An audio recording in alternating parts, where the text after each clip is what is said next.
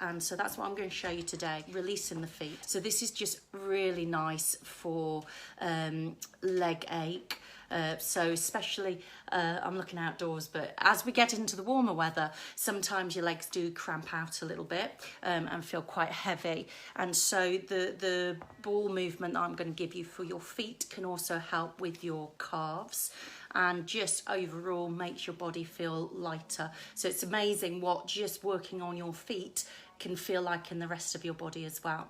So I've got 3 different types of balls here. I've got a prickle ball, so that's really nice for rolling over your feet. But then if you really want to get into the foot a little bit more, any tight bits, this is a yoga tune-up ball, but you could use a tennis ball. And the other thing that I use with my Pilates people is, this is just a rubber dog's ball. Okay, so I'll just show you what you can do with that. So with the prickle ball, first of all, so this is really good if you get plantar fasciitis and just feel across the bottom of your foot quite sore. So you're gonna just a little bit of pressure onto it and roll from front to back.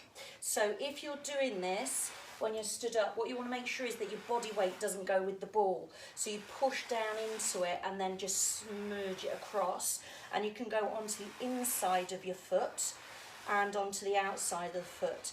And one of the things we were taught to when we did this is do a squat first, see how that squat feels, and then do this on the bottom of your foot and see how it feels different in the squat afterwards. You will feel that one leg just feels lighter, so it really does make a difference, and it just feels nice as you're doing. I know it's probably not a great sound for your hearing, but that's really nice. So just all the way through. Again, don't take your body weight with it. Push it away, pull it back, reset, and then go again. A little bit of pressure down and push away. So most of the stuff I do with these prickle balls, I only advise these balls. But on your feet, they're a little bit, because it's more bone and less muscle, then actually the really cheapy prickle balls that you can buy and the kids' ones probably would be okay. And just because we don't give much care to our feet, really. So that's one. And then you can use something bigger like the tennis ball. Place your foot up on it. So one of the first things you can do is get a calf stretch on it.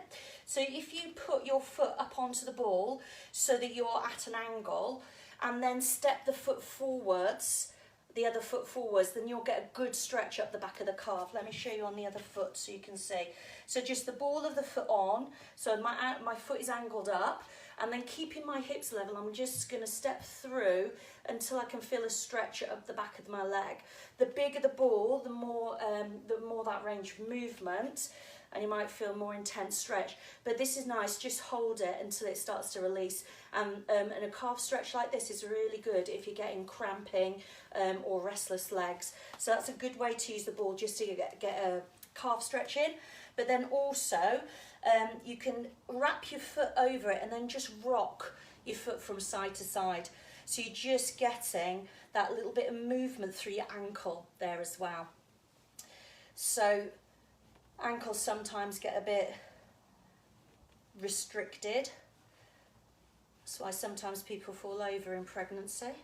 So you want to feel that you've got that movement through, and we're rocking from side to side there. Good.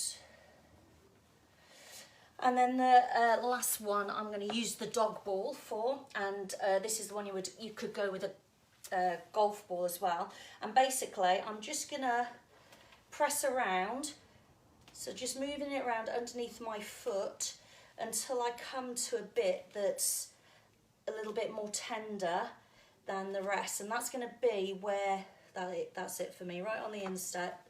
So that's going to be where a lot of your tension lies. And so all you have to do is just hold that then.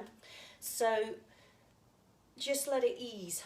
You basically think of your foot as chocolate, and the ball is hot, and your foot's just melting down. So you're just allowing that muscle to relax, feeling it let go.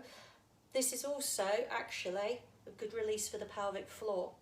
So you should get a little bit of release through there, and you can try afterwards, see if you can do a Kegel better after you've done this. So again, you just hold until it eases off, Mine's not easing. I think it's quite a tough bit, so I'm just going to let it sit for a little bit more. So I'm going to take that off, and that definitely feels different through my legs. So those worth giving a go and see how it feels.